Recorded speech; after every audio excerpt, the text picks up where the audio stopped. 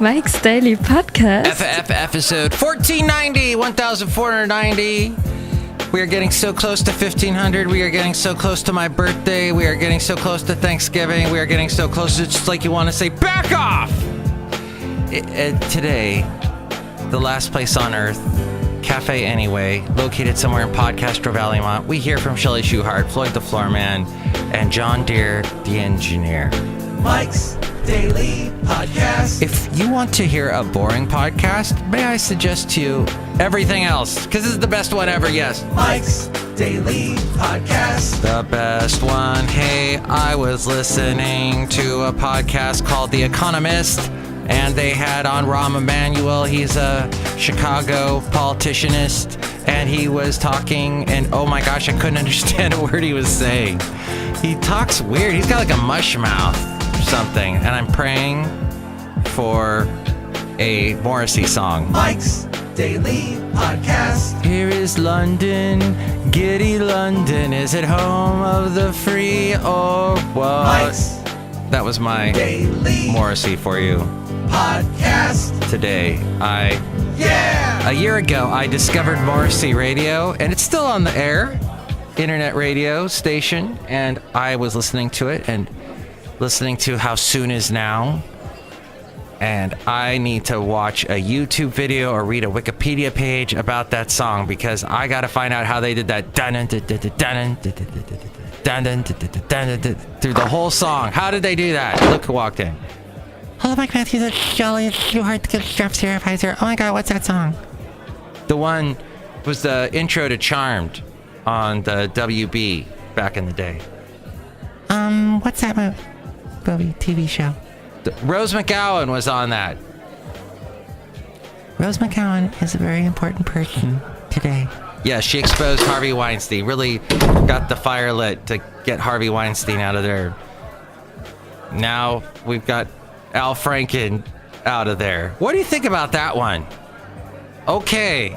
So we've got, let's see, Louis C.K., Harvey, got Roy Moore, and then all of a sudden Al Franken. What? Wait a minute. It was kind of a jump, but look who else walked in. Hello, Mike, this is Floyd the Floorman. And this is John Deere, the engineer. No one should look like they are grabbing our breasts, even though they are underneath a Kevlar vest. And here's today's podcast picture. That's right. Even Kevlar vests cannot protect you from groping. It is a horrible thing. You know, I figured out today that I can't be a politician because I've never groped anyone. Well, I mean, I guess when I was married, I did some of that. I was married 8.5 years. There must have been some of that going on during that time. Wasn't there? It's so long ago, I don't remember. Oh, yes. Well, I hope your romantic life is exciting and full of friskiness. And that's what the show is about. No, wait, no, it's not what that. The show is not that. It is about other, I guess, things going on in the world today. We take a little look at it. And we take a little, can we do a Paul McCartney accent? I was talking about Paul McCartney earlier. Can we do a little Lilliputian accent? Where's he from? Liverpoolian? I don't know. I can't do, we used to have on Haley all the time on the show. For like 2 years straight, we had Haley on, which was great because Haley is like 20 years younger than me, a total millennial, and he would totally set me straight on things. And in fact, he was pro Bernie. At the time, I was not pro Bernie. Nowadays, I wish I was pro Bernie after everything that happened. I didn't like how it went down. Hillary Clinton, I wanted the first woman president, but shoot. Maybe, Russians. Let's blame it on the Russians. I think Bernie would have been a good candidate too. Now, in hindsight, of course, now that we've had Trump for a year, I don't know. Politics, it's weird. All I know is I went out and I voted. Did you? Oh, you did? Oh, you didn't? I still laugh at the millennial that I know, not Haley, but someone else I know who didn't vote. And Haley and I used to get into these conversations like, if you don't vote, what does that mean? And Haley said, I'm going to vote. I'm voting no matter what. And so, but this one millennial I know didn't vote because he got so mad. He didn't like Hillary. He didn't like Trump. He didn't want to do a write-in campaign because he thought that was throwing his vote away. So he didn't vote, and he got Trump, and then he got so mad and posted all the time on Facebook how angry he was. And I haven't talked to him in a while. This crazy kid. But he'll get it together someday. My point being that, do you remember back in the day, this may have been before your time, but there used to be this expression that was used a lot on TV, in fictional TV shows, like women saying, oh, he made a pass at me. I used to hear that expression a lot, made a pass at. In fact, my mom told me a story about there was a family that used to they used to be our neighbors, but then they moved to the other side. I was growing up in the San Fernando Valley, and I think it was near the Hanson Dam area where the neighbors moved to. And they told my mom, hey, when your son gets out of school, since you work full time, we'll pick him up and take him home with us. And they had kids, 2 daughters, I think it was. I used to hang out with these cool girls my age. I think maybe they taught me things like how to sew. No, I think it was more like we played in the pool. They had a big doughboy pool. Doughboy, is that what they call them? The ones that sit on top of the ground? And if you, like, they'll break sometimes and the water will go all over your backyard. Oh, it was fun times. At any rate, apparently one day my mom came over to pick me up, and they had an RV in the front yard, and the husband was home. The wife wasn't. I think this is how the story goes. And the guy was like, hey, do you want to see the RV? And he made a pass at my mom in the RV, apparently. And I found out about this decades upon decades later. So my mom, as she told me this story, said he made a pass at me. So here we go in the world where we're now very sensitive to making a pass. And is it appropriate? And there you go. And maybe we all need training, because apparently at NPR, there's even more allegations coming out about other guys that were inappropriate around coworkers. Well, now how many people got married that worked together? That should be an interesting statistic to find. But I remember when Jay Leno was leaving The Tonight Show, and he was talking about how long he'd been on the show and how long he had done it, and said, oh, a lot of people met and got married and had babies on this show, he said. A lot of people meet at the workplace. Now, will that continue? Because we are very hypersensitive, and there's talk that companies have to, in the future, outsource human resources to pay extra special attention to what is going on with their workers. So, but at any rate, the Al Franken story is big in the news at the moment. Also, I wanted to mention 2 other things that sprung to mind yesterday, and that was Thanksgiving. I never worry what I'm going to do for Thanksgiving, because I seem to get invited to Thanksgiving. This year I was invited to the wonderful house of Bunny and her family, and they're awesome. But I remember last year getting invited by some friends, like absolutely last minute to the point that it was, oh, Mike, someone that was going to show up didn't show up, so you can come over now. And did I show up to that? Hell to the no, because I will never use that expression again. Sorry. I hate that expression. But I said no to that because, come on, I'm that much chopped liver to you. You invite me absolutely last minute. I haven't talked to those people since. But Bunny and her family, they're awesome. Hey, if you're named Bunny, you're awesome. Because I know 2 bunnies in the Bay Area. Bunny must be a big name in the Bay Area. Bunny Rabbit, and my dog, Basil the Boxer, loves to walk down this one street near my house in Podcastro Valley because there is a family that have 2 rabbits. And where there's 2 rabbits, there will definitely at some point be more. A lot more. But these 2 rabbits are always hanging out on the front lawn, and my dog loves to go by and look at these rabbits as I hold him back and then eventually have to pull him away because he is obsessed with the rabbits. They're different than cats because cats will just stare at you and look mad, whereas the rabbit will just kind of be, yeah, I'm hanging out, eating this grass with my big ears. So the podcast picture today is not of a rabbit, is not of a doughboy pool.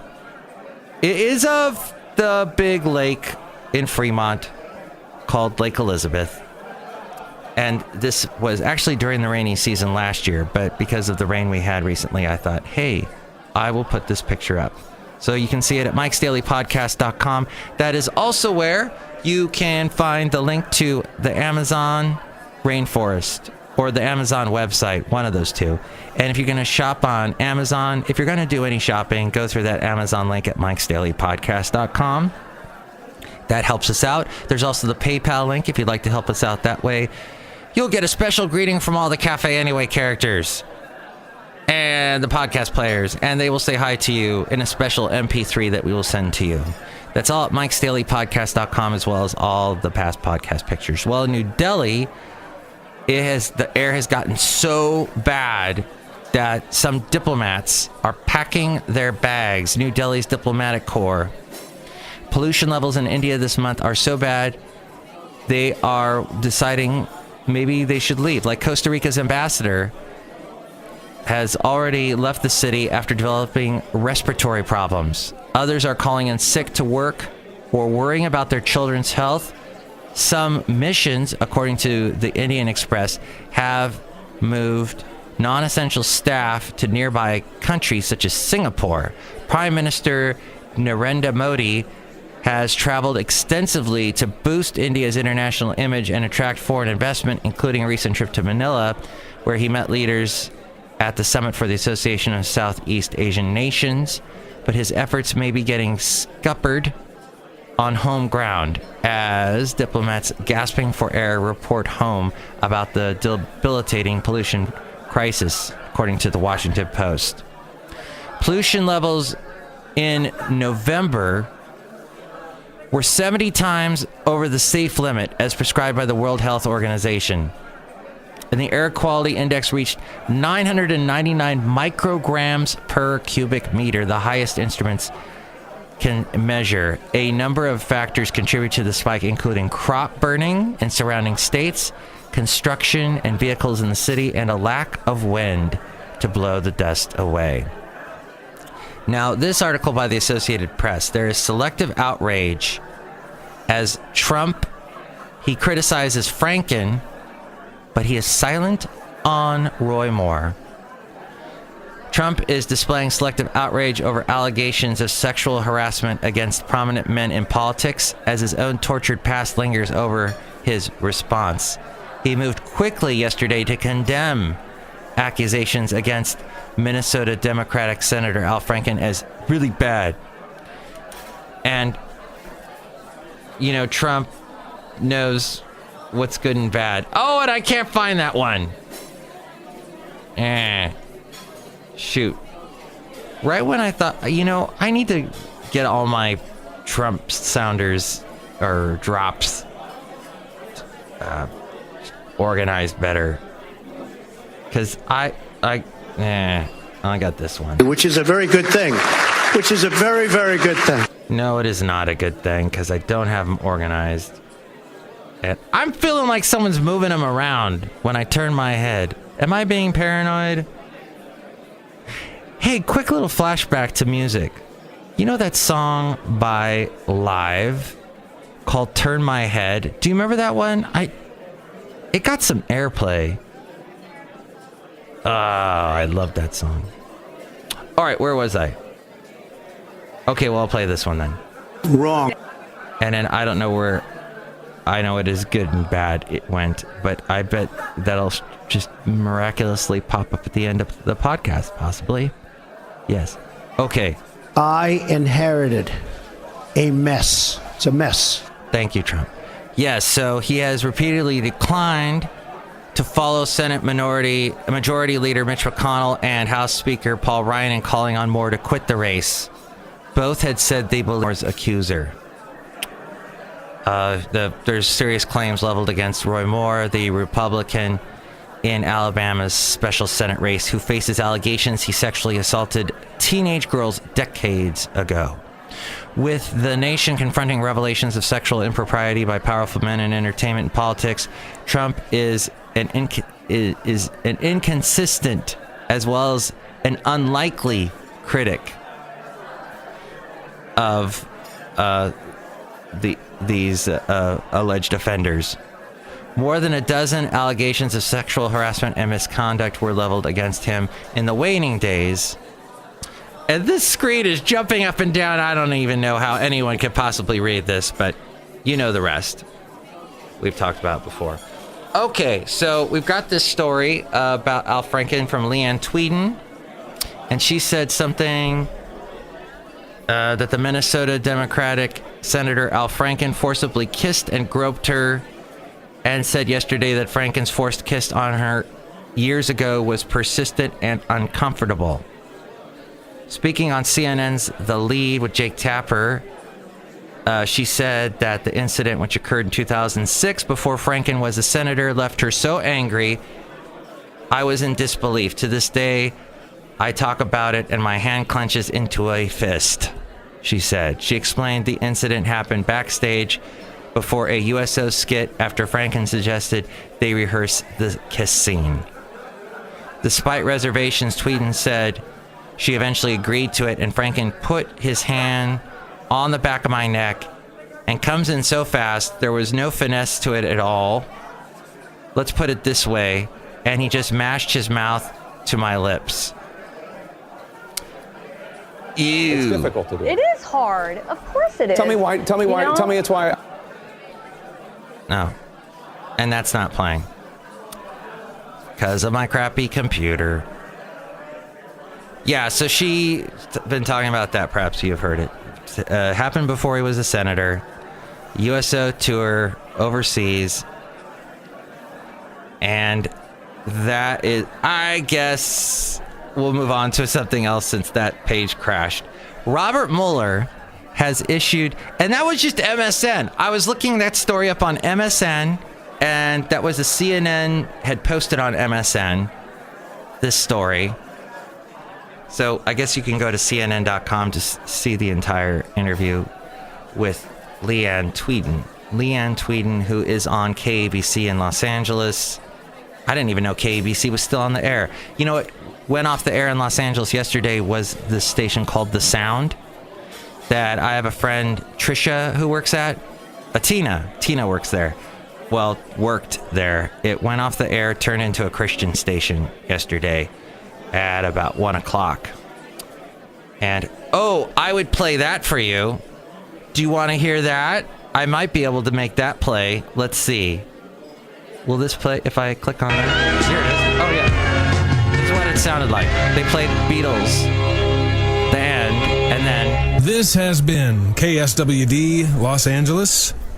This is The Sound. And this dream will self-destruct in 3, 2... Hope ignited. Lives changed. Hearts united. Positive. Encouraging. 100.3. KKLQ and KKLQ HD1 Los Angeles. The K-Love for Christian music. Sharing the love and hope of Jesus across Southern California. K-Love for Christian music. That's what it turned into at 1 o'clock, right after the Beatles. Bringing it all back around to Paul McCartney. No, Special Counsel Robert Mueller has issued a subpoena to the Trump campaign for more Russia-related documents. A source familiar with the matter said also to CNN. Wall Street Journal was the first to report on the request. Special Counsel has previously received the information that had already been handed over to Congress, but investigators felt there were things they didn't see. The new subpoena seeks more records based on various search terms.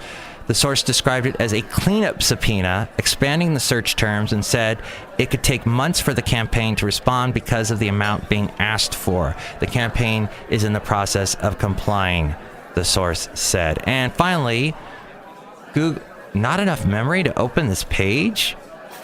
How is that? Okay. Google Chrome sucks. I just want that to be said on today's show. I should try the new Firefox, whatever they call it, Quantum or whatever it's called, because that seems to be all the rage at the moment. Google has announced a bunch of new updates coming to Assistant. Should make it possible for developers to make more functional applications that better integrate with your Google Assistant devices. There was an NPR story yesterday. Young gal, I don't know her name. She was all into this hip-hop Spanish artist. I don't know who he is, but saying, every time I said the name of the song, which is a Spanish word, Google Assistant devices couldn't figure out what she was saying until she actually asked the Spanish word on its own in a different context, and then the assistant was able to figure out, and then it actually learned while it was talking to her. Google Home was. One of the biggest additions in support for new languages, developers will now be able to write apps in Spanish, Italian, Portuguese, and Indian English, according to The Verge. Another major update is the ability for developers to create applications that take advantage of having both a Google Home and phone with Assistant, allowing home devices to hand off requests to smartphones for completion of actions, like, say, paying for a sandwich you ordered on your home. Google will... Yum. I love sandwiches. Have I told you how much I love sandwiches? Sandwiches. So if you don't have to specifically call them out by name, Google will also allow apps to recognize implicit requests. It's the difference between saying turn off the lights and saying have the Philips Hue app turn off the lights. So they are working on that. As we go outside a Café Anyway, we bring you Mike's Daily Podcast somewhere in Podcastro Valley. I don't want any of those in my house. None of them. None of those home assistants. The Amazon Echo, Alexa, Google's Home Assistant, Apple's whatever home thing, iHome, whatever they're calling it. No, because it's going to be listening to me all the time, and I don't like that. I'd rather have you listen to me and enjoy this podcast. Next show, no Super Secret Sunday show. I'll tell you why. I'll tell you why. I'll tell you why. I'll tell you why. You just haven't earned it yet, baby. Another Morrissey song. It's because my birthday is next Wednesday. And because of that, because I'll be working on Wednesday, I'm taking off this weekend for my part-time job. I've said enough, and it's been cray-cray there. It's been nuts. And people have not been pulling their weight there, and they need to start doing it. So I'm taking off this weekend. I've had enough for a while. At least for 2 days. I've had enough for 2 days. So no podcast Sunday, but if all goes well, we'll be back on Monday. So enjoy your weekend. I will be trying to do so as well. Thank you so much. Have a wonderful day, and maybe go hug a bunny. Next show, it's going to be Benita, the Disgruntled Fiddle Player, the Brewmaster. Woohoo! I know what's good and bad.